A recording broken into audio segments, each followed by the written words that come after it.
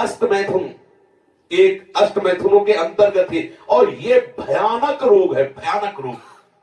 इसमें संकोच की बात नहीं, जैसे डॉक्टर से संकोच नहीं, ऐसे शास्त्र और सदगुरुदेव ये संकोच का विषय नहीं। ये वो भयानक रोग है जो कैंसर से भी, टीबी से भी बड़ा भयानक रोग है, बड़ा भयानक रोग। उसकी तो औषधि, इसकी औषधि नहीं है। वो तो प्रारब्ध से आ रहा है। ये आप वर्तमान क्रिया को बिगाड़ कर अपना नाश कर रहे हैं। छोटे छोटे बच्चे जब स्कूलों में जाते हैं और उनको गलत विद्यार्थियों का संग मिलता है तो प्रत्येक 100 में एक को नहीं कह सकते, 99 के जैसा हम मिले हैं अभी तक, 100 में एक को नहीं कह सकते, लेकिन 99 ऐसे मिले हैं, 100 में 99 जो इस रोग से ग्रसित हैं। पहले शायद वो पढ़ाई अपने लोगों के यहां नहीं थी। आज हमें बच्चे बताते हैं कि एक चैप्टर भी इसी प्रसंग का रखा जाता है। किसी विद्यार्थी जीवन से आए हुए साधु वेश में अपने उपासक ने बताया कि हम लोगों को शिक्षा दी जाती है कि जैसे खून निकल जाता है तो नया खून और बलवर्धक बनता है, ऐसे ही इस ब्रह्मचर्य का नाश करना अति आवश्यक है, क्योंकि वो हटेगा तो समस्त मांसपेशियों में नई शक्ति जागृत होगी। बोलो कितनी बड़ी हानि की बात, कितने बहुत बड़े दोष की बात। छोटे छोटे बालकों की जिनकी किसी भी तरह से ब्रह्मचर्य नष्ट करने की अवस्था नहीं हुई, वो अपने ब्रह्मचर्य का संहार कर रहे हैं केवल मनोरंजन के लिए। प्लेग, इन्फ्लुएंजा, ये रोग इतने बड़े महामारी नहीं जितना महामारी ये रोग है, जिसे बच्चे और बच्चियां खिलवाड़ समझ रहे, मनोरंजन समझ रहे, ये करना आवश्यक ही है ऐसा समझ रहे, सुविधाएं दी जा रही, कहा जाता खेलो हंसो, मार दिया। अभी किसी योग्य नहीं हो पाए और उनको सारी योग्यता नाश करने की शिक्षा दे दी गई और नष्ट हो गए। ना वो गृहस्थी लायक रह गए, न विरक्ति लायक रह गए। ये जो हस्तमैथुन जनित महारोग से, भयानक रोग से ग्रसित साधक जो भी मनुष्य, जो भी बच्चे हैं, सावधानी, बिल्कुल अपनी मृत्यु का वर्ण कर रहे हैं। और हम ये पक्की बात कर रहे हैं, 100 में 99 इस दोष से ग्रसित हैं। 100 में 99, 98 नहीं, 99। और हम जब उनसे पूछते हैं तो पता चलता है ये केवल स्कूल में ही पूरी ट्रेनिंग हो जाती है। आपस में 4 बच्चे बैठकर ऐसे गंदे आचरण से युक्त हो जाते हैं जो जीवन में इससे निकल पाना बड़ा कठिन है। नाना प्रकार की, गंगा की कसम, यमुना की कसम, भगवान की कसम, गुरु की कसम, सब कसम एक तरफ, खाने के बाद 1 मिनट बाद जहां वो अपने स्वरूप में कामाग्नि जागृत हुई, नष्ट हो जाता है साधक। ये जो हस्त क्रिया के द्वारा अपनी वीर शक्ति का नाश कर रहे हैं, बिल्कुल समझ ले ये अनिष्टकारी चेष्टा पहली बात अगला जन्म तुम्हें मनुष्य का नहीं होने देगी, क्योंकि तुम इतना भयानक अपराध कर रहे हो। हर वीर शक्ति में वो जीवाणु है जिससे मनुष्य का जन्म होता है। आप उसको किस तरह से नष्ट कर रहे हैं, पहला महापाप तुम कर रहे हो। दूसरी बात, जैसे किसी लकड़ी में घुन लग जाता है, अंदर उसे खाली कर देता है, ऐसे ही ये क्रिया हर साधक को, हर बच्चे को, हर मनुष्य को जर्जर कर देती है, उत्साहहीन कर देती है, निकृष्ट भावना से युक्त कर देती है। कोई भी इस हस्त क्रिया को यदि स्वीकार किए हैं तो उसका फल देख ले, बिना प्रयास के वो वीरहीन होता रहेगा। कसम खाइए कि मैं जीवन में कभी हस्तमैथुन नहीं करूंगा। श्री जी को साक्षी करके इसका निर्वाह कीजिए, विश्वास कर लीजिए, आपकी परमार्थिक या व्यवहारिक जो भी उन्नति सबके नाश का प्रधान कारण है। आप ऐसे कारण को स्वयं कर रहे हैं। गृहस्थी धर्म में तो जब संयोग होगा तब होगा, आप इसमें प्रतिपल मर रहे हैं, प्रतिपल। और ये आपको इतना कमजोर, इतना परास्त कर देगा, आप भगवत मार्ग में चल नहीं सकते। आप इसे निश्चय करें, इसी क्षण निश्चय करें कि मैं कभी भी हस्त क्रिया के, तो कोई भी साधक, स्त्री या पुरुष, कोई भी साधक, किसी भी प्रक्रिया के द्वारा हम ऐसा, जब तक गृहस्थ धर्म से युक्त होकर हम भगवत पूजा की भावना से संतानोत्पत्ति वाली क्रिया, वो अलग चीज, अपनी किसी चेष्टा के द्वारा हम ऐसा नहीं करेंगे। जो ऐसा करते हैं उनकी समस्त इंद्रियां दुर्बल होती जाती हैं, एक एक नस से उनकी शक्ति का ह्रास होता जाता है और उनके मुंह में पीलापन, सिकुड़न बिना वृद्धावस्था के से दिखाई देने लगती है।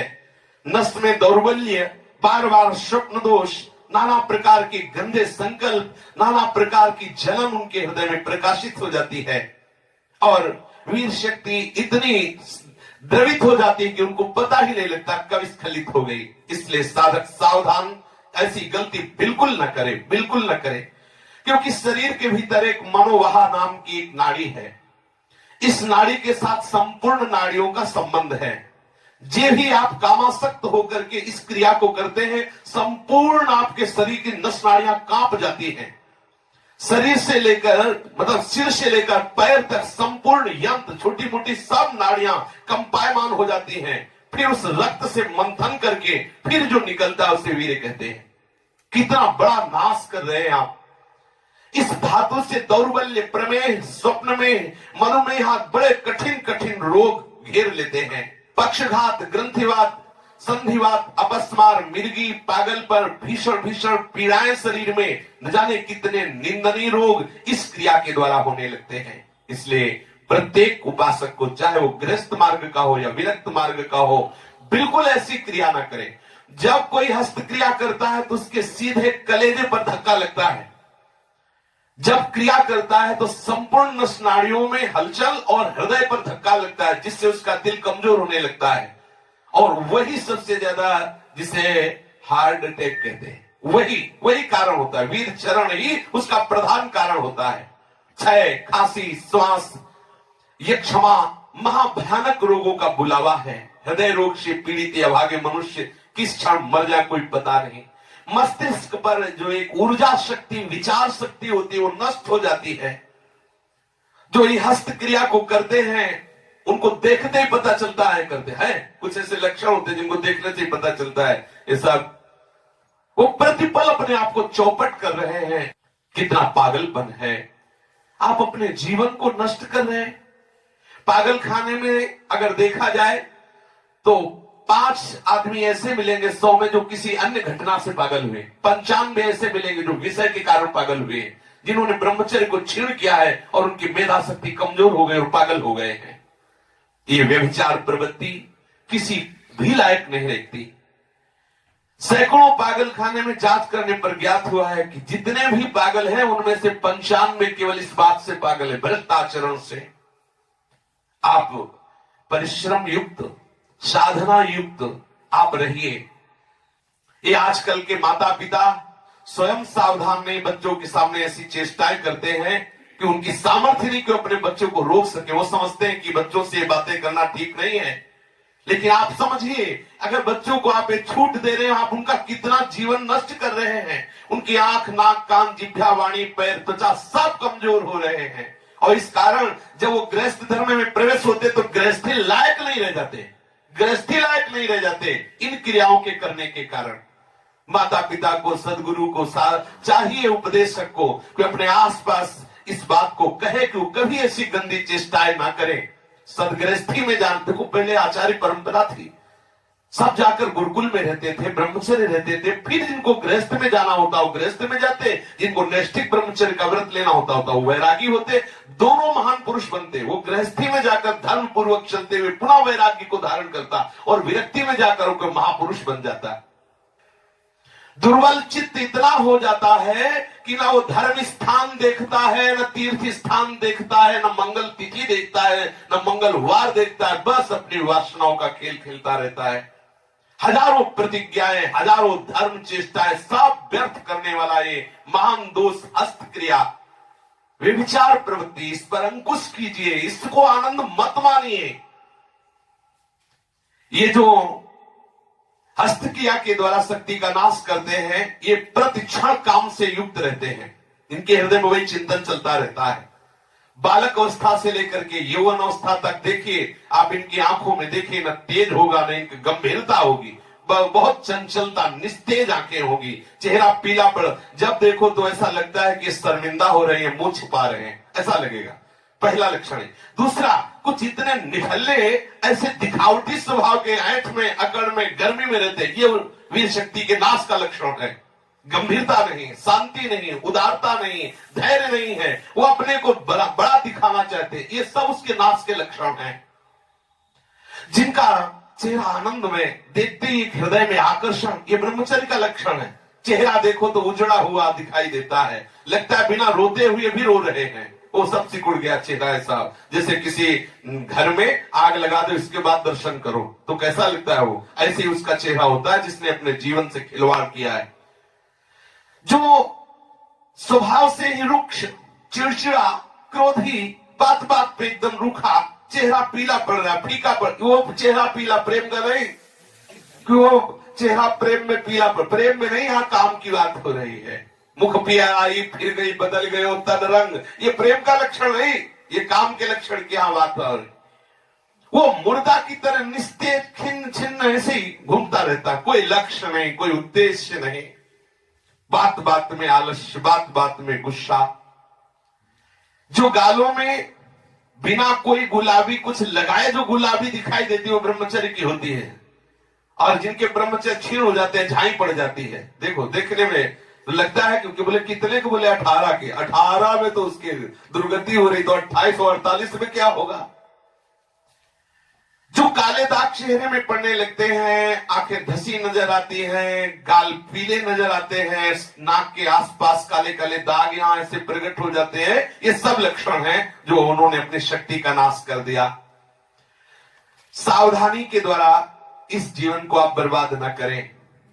जो 12 वर्ष की अवस्था के बाद से शुरू किया कर, 12 वर्ष है, कितने से बच्चे हैं, कितने चलना मुश्किल हो गया, चलना मुश्किल, तब कसम खवानी पड़ी। वो तो लक्षण पता है ना, तो कसम कि तुम्हें हमारी कसम, यदि हमें आप तनिक भी मानते हो, संत मानते हो, गुरु मानते हो, तो कसम खाओ आज के बाद ऐसा, तब उनमें चलने की सामर्थ्य आ रही। बच्चे हैं, खिलवाड़ हो गया, उनके लिए खिलवाड़ हो गया और अपने जीवन को नष्ट कर दिया। अभी 14, 13, 15, 18 ये अवस्था है।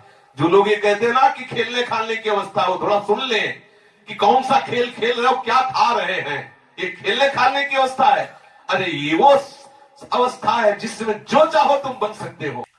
जो इस वीर शक्ति का नाश करते हैं वो बिना बुढ़ापे के, सारे लक्षण बुढ़ापे के उनमें होते हैं। कमर में दर्द है, चला नहीं जा रहा है, थोड़ी चढ़ाई में हांफने लगे। अब अवस्था कितनी, बोले 18 की। इस अवस्था में तो मतलब दिशाएं भी कांपे, वो अवस्था है। अब तो दिखाई नहीं देता कोई जवाल।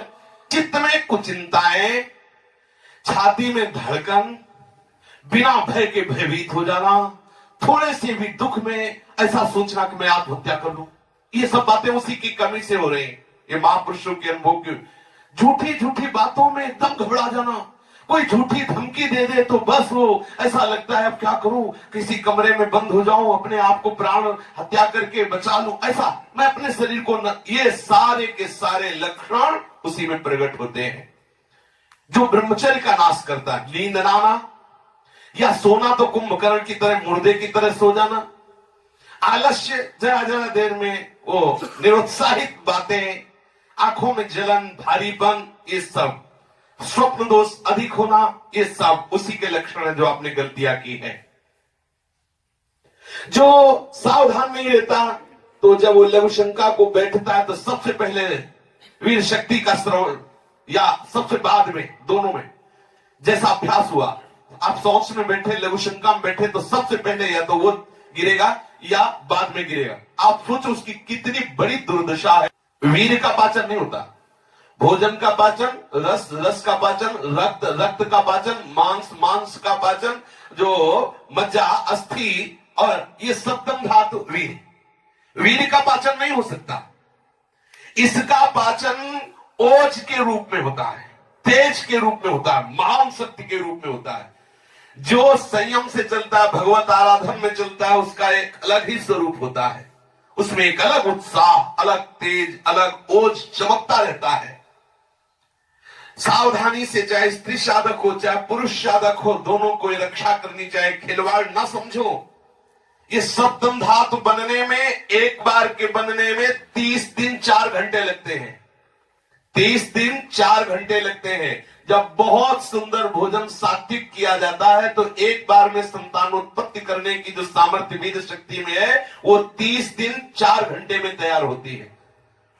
शास्त्रीय पद्धति के अनुसार, शास्त्र सिद्धांत के अनुसार साधक सावधान रहे, इसे तमाशा न बनावे, इसे मनोरंजन न बनावे, इसे खिलवाड़ न समझे कि कोई देख नहीं रहा। आप जिस कार्य के लिए मनुष्य जन्म धारण किए, चाहे गृहस्थ हो चाहे विरक्त, उसके लिए अति अनिवार्य है आपको ब्रह्मचर्य रहना। ये जो हस्त प्रयास के द्वारा ब्रह्मचर्य का नाश करते रहते हैं, इनको बहुत सावधान हो जाना चाहिए। एक बार ब्रह्मचर्य नष्ट होने में 1.5 तोला सप्तम धातु नष्ट होती है, जो 30 दिन 4 घंटे में तैयार होती है।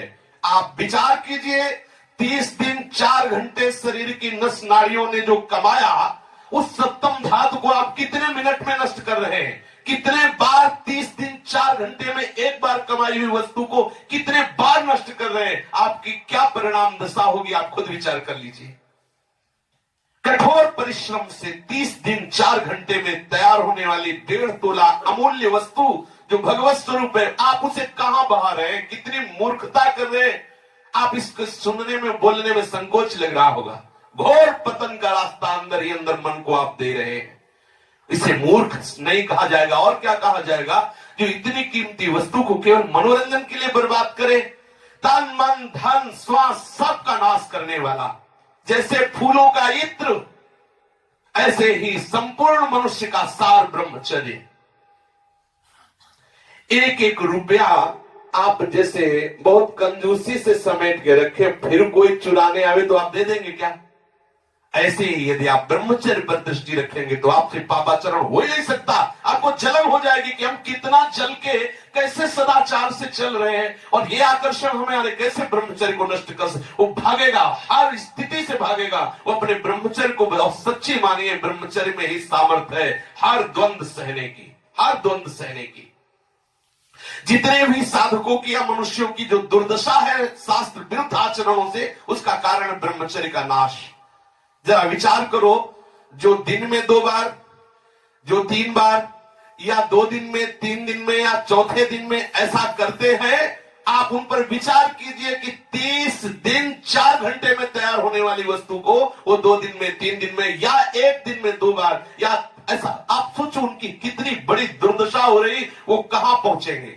आज कसम खा लो, बार बार कह रहे हैं, और ये हम दूसरों के लिए नहीं कह रहे, अपने लोगों के लिए कह रहे हैं, अपने लिए कह रहे हैं। अपने लोगों को कसम खा लेनी है, हम भूल कर कभी हस्त क्रिया के द्वारा अपने ब्रह्मचर्य का नाश नहीं करेंगे। जो अष्ट मैथुनों में वर्णन, हम एकांत में कभी स्त्री से संभाषण कामुक होकर नहीं करेंगे, हम कभी एकांत में खड़े होकर किसी स्त्री को नहीं ताकेंगे, कभी वो हम चेष्टाएं नहीं करेंगे जिससे हमारा भगवत मार्ग रुके।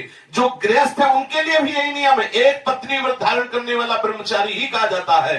इसलिए सावधान, गृहस्थी में भी जाना है तो तब तक ब्रह्मचर्य का पूर्ण निर्वाह करें जब तक आप गृहस्थ धर्म से युक्त ना हो जाएं, और यदि विरक्त है तो आजीवन आप भले चले थोड़े दिन, लेकिन इसको सह जाएंगे तो इतने आनंद में रहेंगे, इतनी शीतलता, इतनी द्वंद्वों से लड़ने की सामर्थ्य आएगी, इतना उत्साह भगवत प्राप्ति को होगा। आप खुद देख लीजिए।